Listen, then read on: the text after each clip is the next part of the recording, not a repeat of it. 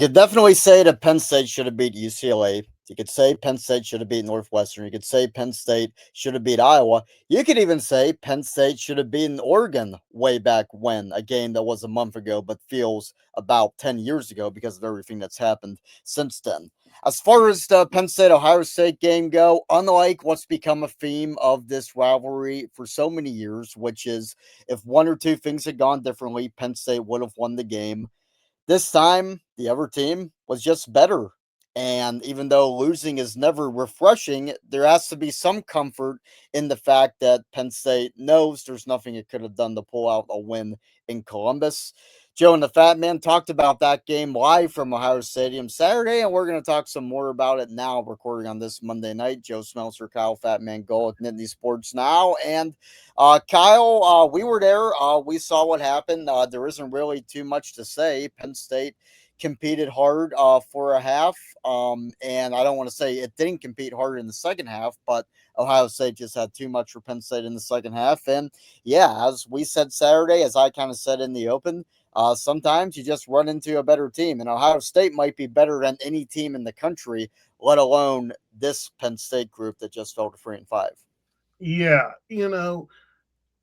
they played valiantly in the first half. I mean, they went toe to toe in everything. But the third quarter happened. And in that third quarter, Ohio State outgained Penn State 144 to 18.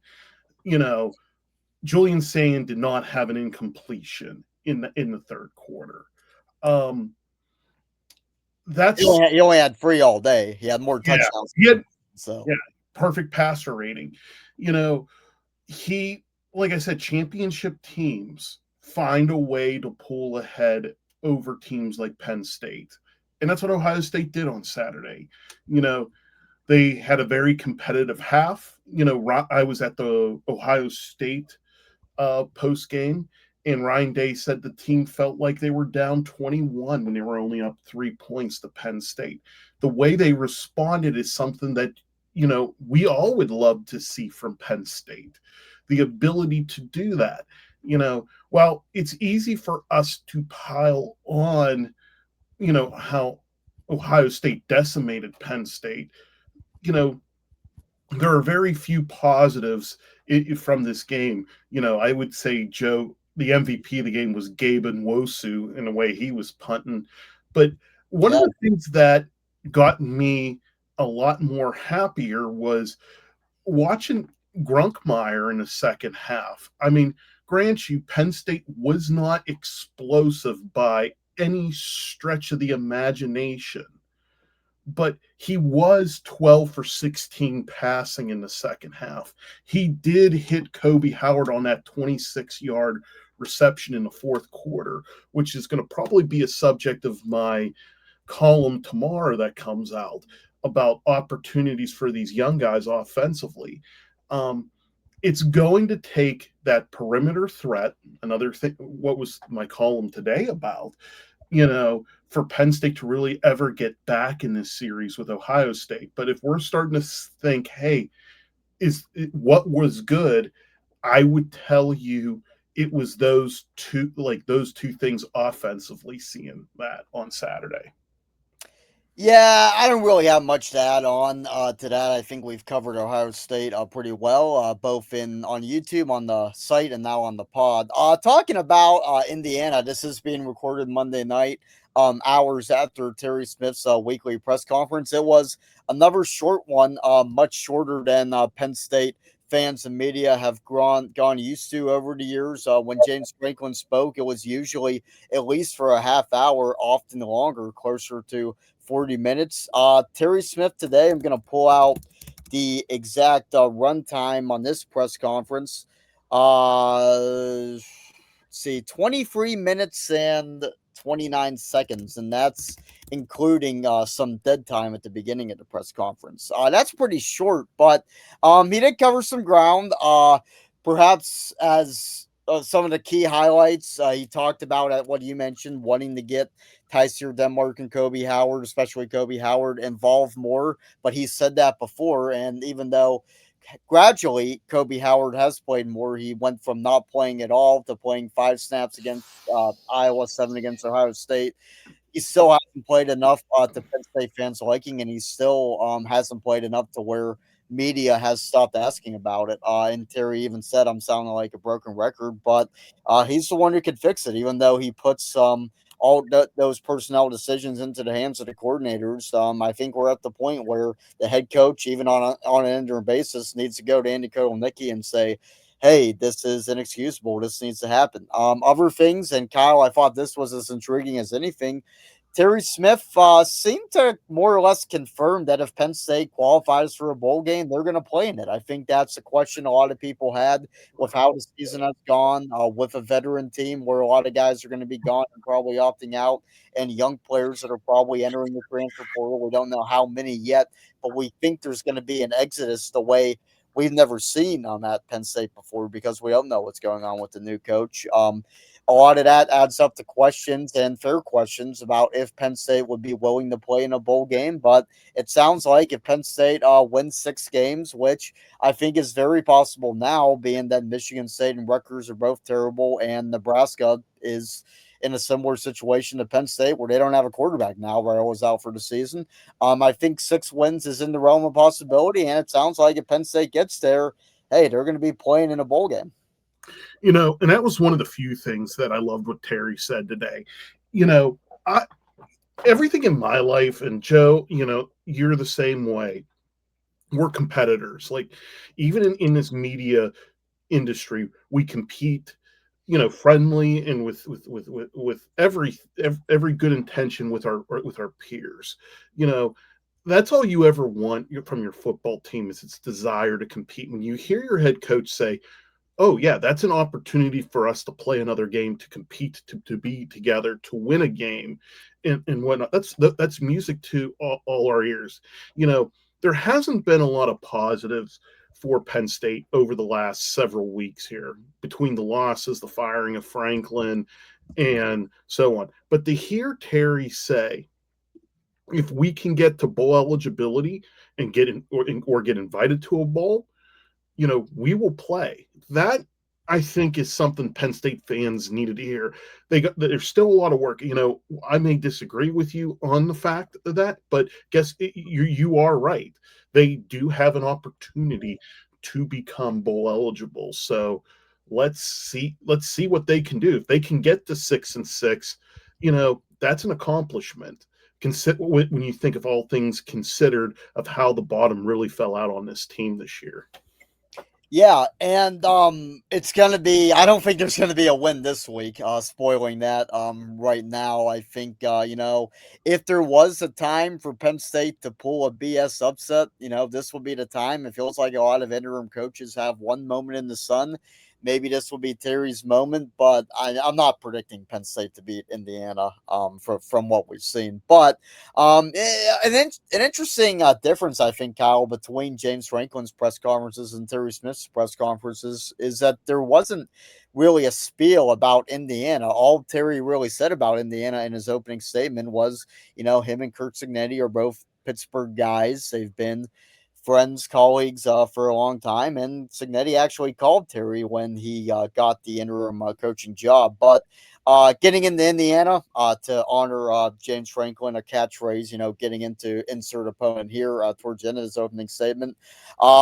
Penn State faced the best receiving duo in the country this past Saturday in Columbus, and I think there's an argument to be made, Kyle, that Penn State is facing the second best receiving duo in the country this season. Omar Cooper Jr. and Elijah Stewart pretty much have identical stats. Cooper has 46 receptions, 699 yards, and 8 touchdowns. Sarrett has 45 receptions, 609 yards, and 10 touchdowns. And then EJ Williams Jr. is no slouch either. He's got 336 yards, 26 receptions, and 5 touchdowns. Any one of those guys would be the top dog in Penn State's receiving corps. But Kyle, Penn State faced a good quarterback and good receivers this past Saturday, and they got beat. And Fernando Mendoza is probably the second best quarterback in the Big Ten. Dante Moore has an argument too, but I think it goes Sayin, Moore, and Mendoza. Moore and Sayin both had great success against Penn State, and I think unless Penn State's defensive back room gets it together, there's no reason why Mendoza can't do the same.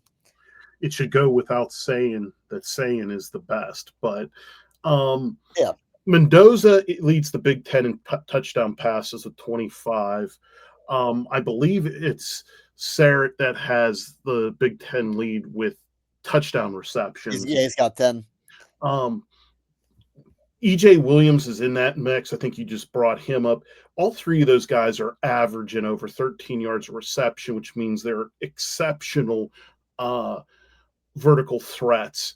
You know, Mendoza's at completing almost 73% of his passes, I believe.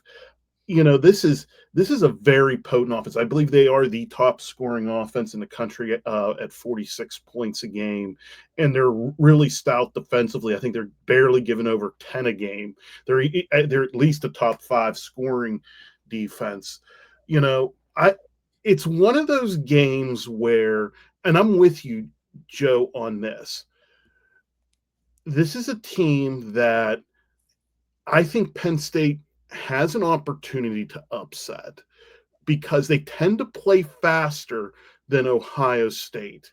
You know, they're averaging about 71 plays a game, and that's a pretty high number in this era where teams seem to be slowing down. Um, Again, that puts a lot of pressure on your defense, but one of the things that if Penn State were to pull off the upset is, you know, you look at Indiana's schedule. You know, and I'm not saying Penn State is anything this year. They haven't beaten a Power Four team, and Indiana is the number 2 team in the country. Yeah, they're But the best team Indiana has left. That's not saying much, but you got yeah, Wisconsin and Purdue after that. yeah, you start to look at who they've all played, and it's like they took on an Illinois team that was rash of injuries. They put 63 on them. You know, Oregon was interesting. I mean, if that Penn State team can do to Oregon, you know, I would say, you know, this is a very interesting contest, especially with what I brought up in the last segment with Grunkmeyer. And if Penn State's dedicated to being in the vertical passing game, you know, maybe they found something that can carry over to this game. They're gonna have to try to run the football, but in order for Katron and Nick to get out there, they have to be able to exploit the Indiana secondary. It's a tall task. I'm with you, Joe. I'm pretty, I like Indiana, but I do see some opportunity, stealing Terry's words, for a potential upset because, like you said, it's usually situations like these where teams go down in awkward fashion.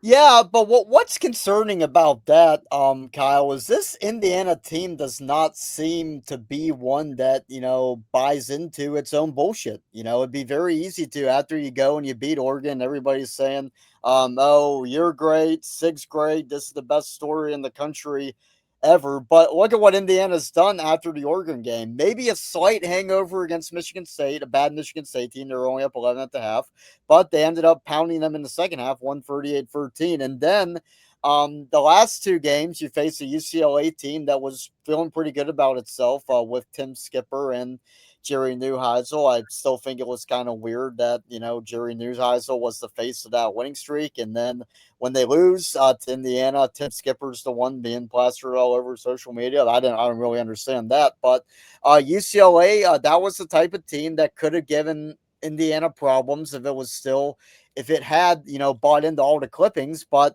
Indiana demolished UCLA 56-6. And then last week at Maryland, you're playing a Maryland team that doesn't really have anything to lose on homecoming, and you win 55-10. It's just Indiana is doing what good teams are supposed to do to bad teams. Penn State's a bad team right now, They and are. if I felt that Indiana would overlook Penn State, I'd be feeling a little different. But there's no evidence. I don't think that this Indiana team is going to be looking past anybody. They've had opportunities for letdowns. Right after that Illinois game, they went to play a very good Iowa team in Kinnick. That easily could have been a letdown. It almost was, but it wasn't. They pulled out a gutsy win 2015. And then after the Oregon game, they've just continued to be on this warpath. And I think the Hoosiers are playing their best football right now. And I don't know if going into Beaver Stadium in what should still be a ruckus environment, I don't know how many people are going to be there, but it's going to be at least like probably still around the 100,000. I don't think that's an opportunity for a letdown, and I think that Indiana's going to be on its A game. It's hard to overlook a team with Penn State's with the blue and white uniforms and the tradition there. I think, regardless of what's going on. Agree on everything you said, Joe. I mean, by all accounts, like this is this is a team. This Indiana team should beat Penn State. I mean, this I look at this as like 99 out of, if they played 100 times, Indiana would win 99 out of 100. Again, we just don't know if that one time will be Saturday or not. That's the only. It's like I like Indiana, but if there's one team that I think Penn State could do it, because it's like you look at how they played against Iowa, despite being so shorthanded and broken, they still had a chance to win that game. You know, the Ohio State game, they were down by a field goal at the half. Again, it's a half, and this is an Ohio State team that only had given up 7 points in the first half all year. So it's like, I mean, not 7 points, one touchdown in the first half all year. It's this team's due, and that's what's scary. Like, this is the trap game. Like, we're not used to being in that trap position. Like, there's a lot of talent that Penn State has. You know, I still like Indiana. I just want to preface this, but there's something, like I said, there's just something I can't get past with it, where it's like, even though I'm probably gonna pick a very lopsided score for Indiana, there's that like gut feeling I can't ignore, and I'm trying to find a way to articulate it for our audience why Penn State could pull this upset. Yeah. And I think too, I don't think this Indiana team is one that looks ahead. There's no evidence that it is one, but it's human nature, right? You got two terrible teams after Penn State. And then there's really nothing realistically stopping Indiana from what really would be a game of the century at Lucas Oil Stadium against Ohio State. So I don't know. It could happen. It's I'm not saying it will, but I wouldn't be as stunned as I would have been if Penn State went to Columbus How again. many top 10 losses did we watch James Franklin have to unranked teams? Like, they were top 10 against an unranked Michigan State team on the road and lost that game. It happens. That's where I'm getting at. Like, it's just the football gods have really punished this team this year for whatever the reason. Like, the balls have not bounced their way whatsoever. But there's just something, I know I am typically the most pessimistic person who probably is more negative than anybody on the beat, but for whatever reason, it's just there's just some, like, maybe it's because they're Indiana. I'm not used to it. I mean, they may come in and just completely curb stomp Penn State like 45 zip. That's there on the table. I'm not going to take that away. But it's just, I look at this team and like there's something there. Like, there's some sort of spirit that they have with us. Like, the more and more I look at the second half numbers, I mean, they weren't pretty against Ohio State, and Ohio State really asserted itself. There are some things to get a little bit excited about. Again, I don't know. I'm just trying and to figure it out myself. I mean, there's going to be what my head's saying, and then there's what my gut's saying. So, Yeah. We'll get into our Indiana predictions shortly. But before that, let's talk about the coaching search. It's still going to be a while. I think there were reports, and by reports I mean dudes on Twitter saying last week that the coaching search might be wrapped up in a few days. It didn't quite happen that way. I don't think we're going to be getting anything until after Thanksgiving, anything final until that time. But nothing really new to report as far as intel goes. But I think the biggest change from my standpoint, I don't know about you, Fat Man, is that I'm kind of out on the idea of Brian Hartline as the next head football coach of Penn State. Landon Tangwall laid out great arguments against Hartline. We had Patrick Murphy on the podcast. You can check that out on our YouTube channel. He doesn't think Hartline's ready for a job like Penn State, and there's been multiple over Ohio State beat reporters that have echoed the same thing. One of them even said when I brought up the possibility of Matt Patricia, which I'm going to add to the next Hopward update. I think it's intriguing. I don't know if it's realistic, but it's intriguing. I mentioned Matt Patricia, and the first thing he says is it would make more sense than Brian Hartline. So the guys that cover this Ohio State program every day, being seemingly in consensus about Hartline not being ready, as well as a guy we respect a lot on the Penn State side, Landon Tangwall. I think those opinions are enough to sway me, and I think the most damning thing against Hartline would be his biggest one of his biggest strengths has been recruiting, but how hard is it to get talented football players to go to Ohio State? Not that Penn State's necessarily a hard sell, but Ohio State really is not a hard sell. So these guys, Marvin Harrison, Carnell Tate, Emeka Ibuka, Jeremiah Smith, all of them over the years, did they all go to Ohio State mainly to play for Brian Hartline? I kind of have my doubts about that. You know, how do you know? And this is the one thing I'm going to say.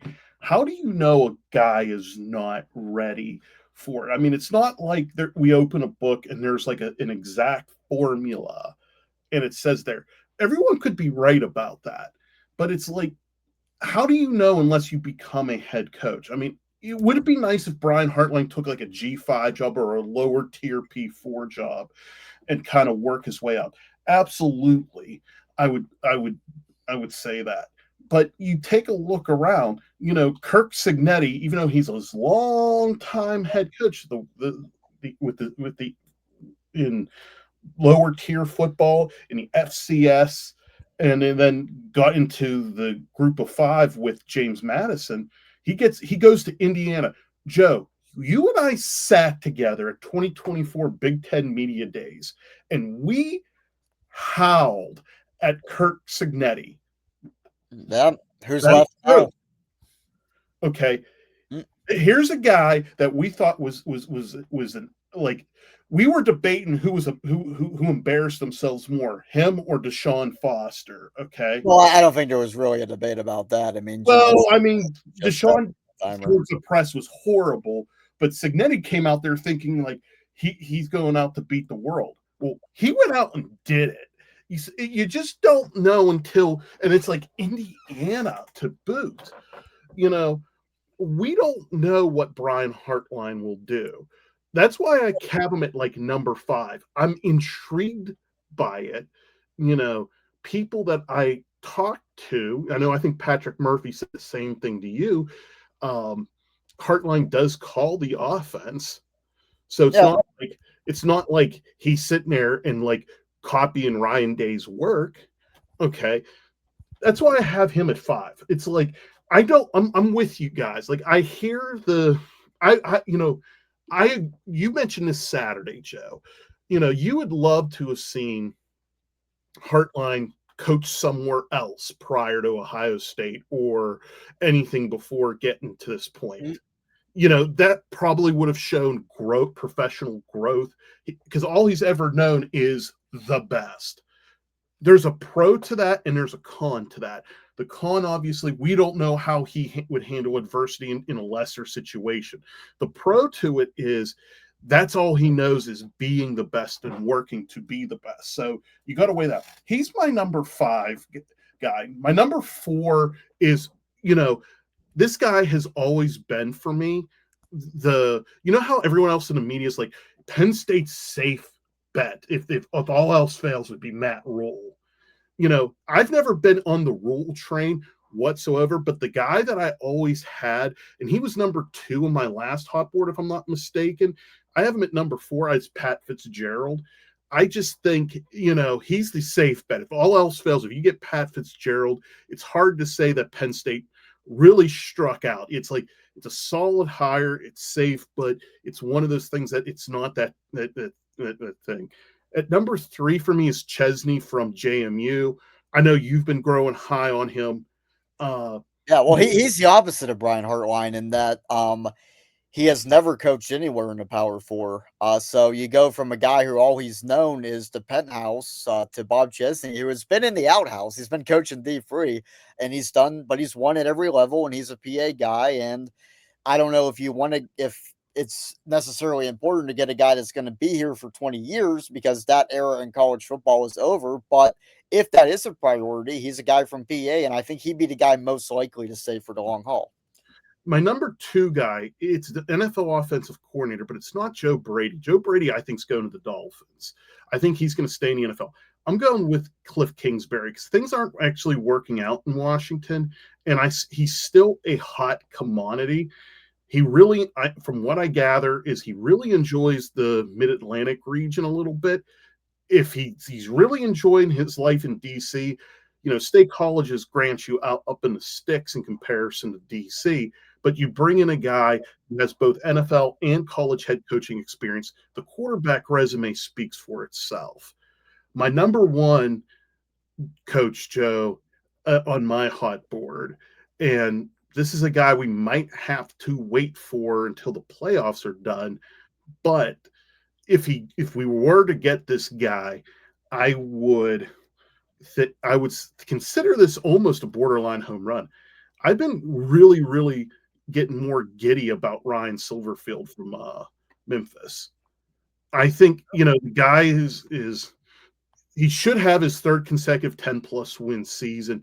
He's outside of losing to Penn State as the interim head coach in the Cotton Bowl when he took over for Norvell. He's won every time in the postseason the last, I think, 4 or 5 years.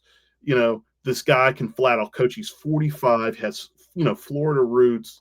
I think that's the guy that's where I'm real high on, that I think would be almost a near home run for it. And then I'm kind of intrigued with I think it's Eric Morris. Is that his name? Yeah, North Texas. Yeah. They got some good players that would be big transfer portal acquisitions, and you think about how big that was in year 1 with Kurt Cignetti taking some JMU guys to Indiana.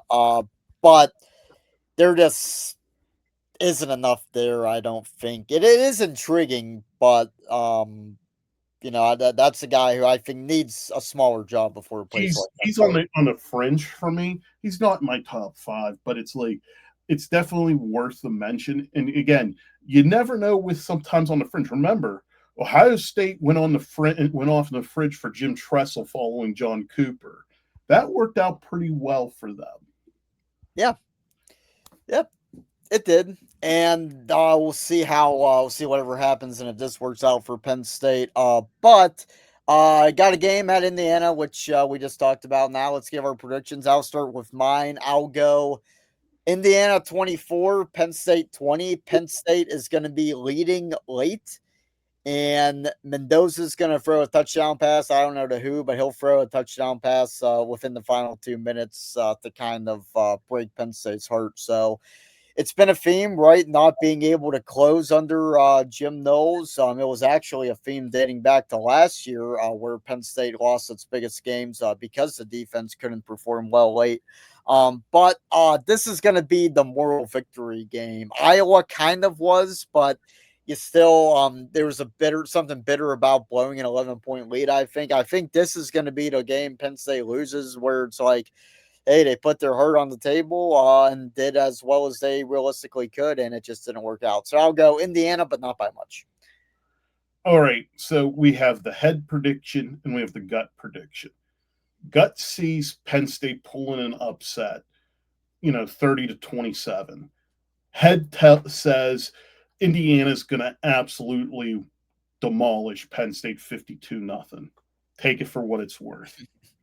I'm talking both sides. I know, I get it, but if you couldn't figure out how I was talking about it tonight, I think you could at least gather that it's a game that it just my head says this, but like something just doesn't feel so.